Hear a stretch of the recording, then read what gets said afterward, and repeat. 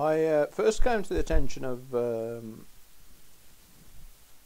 psychiatrists, NHS psychiatrists, in the summer of 1980, and Anthony Dew Armand was not the first psychiatrist who saw me, but he was perhaps the second. Certainly he soon came on the scene, and I was put into under his treatment.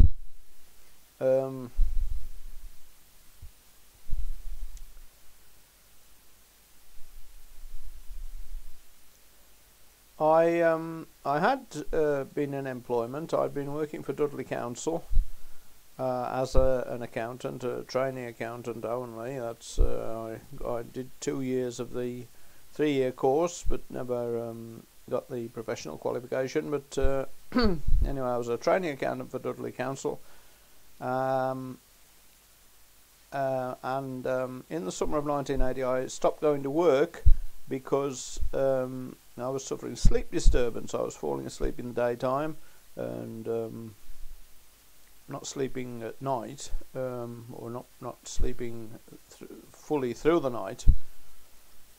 So I stopped going to work because of sleep disturbance, and my mother, I wasn't living with my parents, but my mother called in the GP.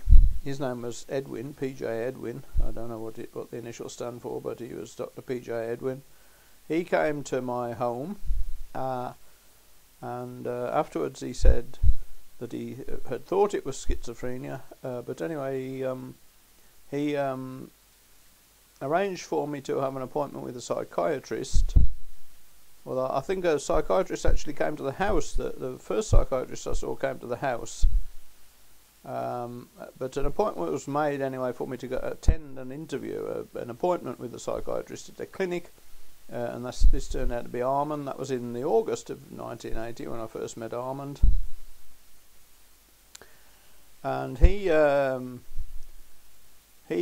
prescribed dopamine blocking drugs. The first attempt was a long-acting injection of Dipixol. This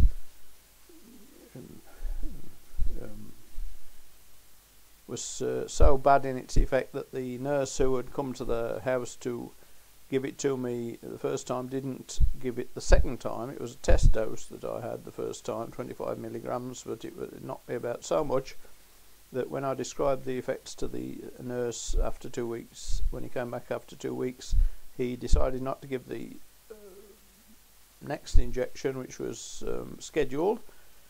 So I ended up taking tablets, and again I had things to complain about the tablets, even though the mildest dose caused me great problems, and I reported these to Armand, and he kept trying different tablets, but none of them really suited me. I think he eventually prescribed what he thought was a very mild medication, or at least mild in its side effects, which isn't actually to the point really, because it was not it was the side effects of the old drugs which knocked me about a lot, but also the primary effect, because I have to conclude I'm very sensitive to dopamine blocking drugs. Even a mild dosage of a dopamine blocking drug does me more hurt than good. But anyway, he eventually prescribed Pimozide, I think it was pronounced, which had very few side effects. But as I say, it still had the primary dopamine blocking effect.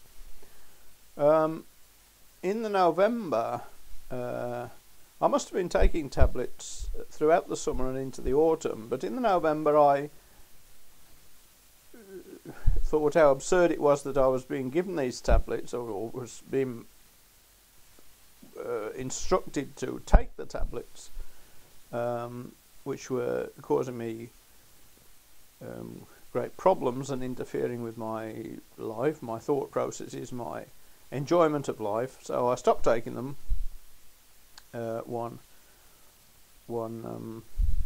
weekend in the November, and in a sequence involving me smashing a milk bottle, I was conveyed under duress to Barnsley Hall Hospital and Old Asylum, now demolished, on Tuesday. I think it was the 10th of November or the 11th of November, a Tuesday in November 1980. So that was how I first ended up on a section, as they say. That's to say, detained or liable to be detained. I was actually detained under the Mental Health Act.